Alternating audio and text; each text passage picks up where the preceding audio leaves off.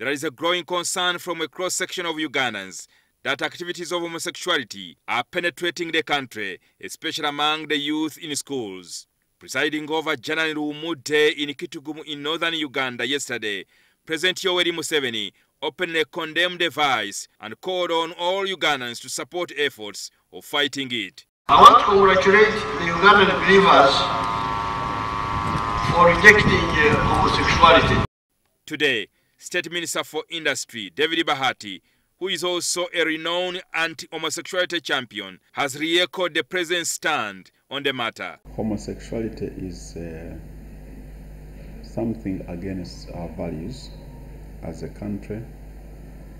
It is something against the order of nature. It is against all values, godly values, and it is something that we should continue to fight. We stand with His Excellency the President's position and the position of the Interreligious Council. He revealed that he had received information leaking about 30 non-government organizations operating in Uganda to the promotion of these activities. Bahati wants them investigated and their operations closed in Uganda. There are more than 30 NGOs that are involved in this. I think what we need to do is, because when they come for registration, they never mention that. Some of them never mention. But in the field, they do something different from what they are supposed to do. And we know them. We know that there are NGOs that come and guys under human rights and other things, and then start promoting this. We need just to be alert. We need to follow these NGOs and stop them. However, Bahati did not divulge the names of the organizations now accused of promoting homosexuality in Uganda. In 2009, Bahati tabled a private members' bill with tough penalties to prohibit homosexuality, but the law was annulled on technicality as Parliament lacked quorum in passing the bill. But there was need for us to come out clearly to bridge the gaps that are existing within the law. And these gaps are mainly the promotion, to have NGOs that we know to come out and start promoting homosexuality in our country is wrong and should be stopped.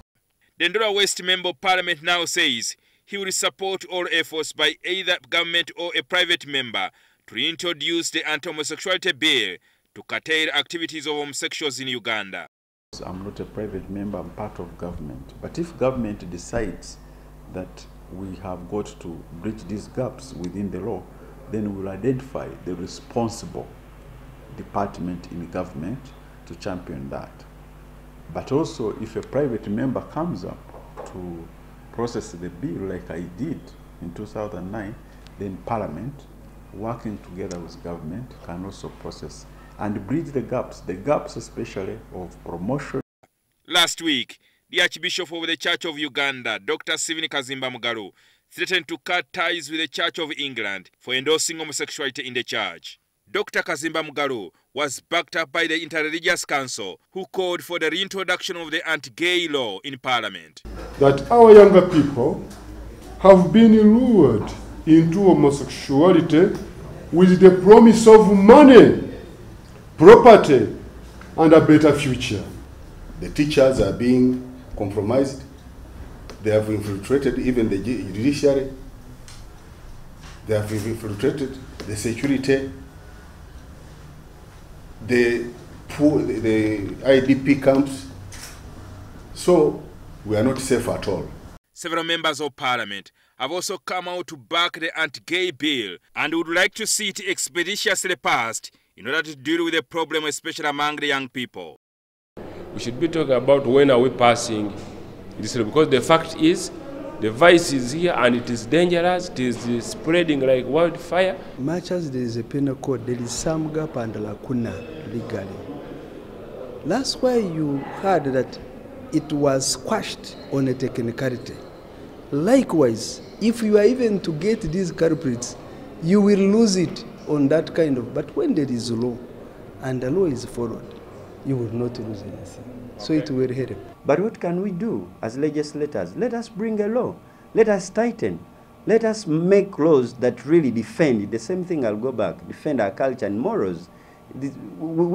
Let us have church leaders the way they have come out to condemn this. We are talking about rights, but what kind of rights? During the organization of the African, Caribbean and Pacific States Parliamentary Assembly, held in Maputo City in Mozambique, Deputy Speaker of Parliament Thomas Tayebwa vowed to oppose plans by pro-gay nations to impose their promotion of homosexuality and abortion. We're a society that is not ready for homosexuality. We're a society that is not ready for abortion. If you can't accept polygamy and you're saying you're accepting homosexuality, you're accepting abortion, then what are you talking about? Other top government officials, including the First Lady Janet Museveni and First Deputy Prime Minister Rebecca Kadaga, have vehemently been speaking against the vice. It is disturbing that the media should be awash with shocking sexual practices amongst students.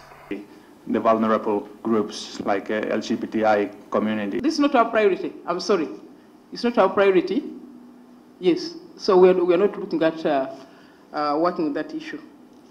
Our priority is food, education, water, life, not sex. Minister Bahati says he will not be intimidated by powerful nations in championing what he believes is right for Uganda and African culture. Therefore, to me, I continue to stand firm over these issues.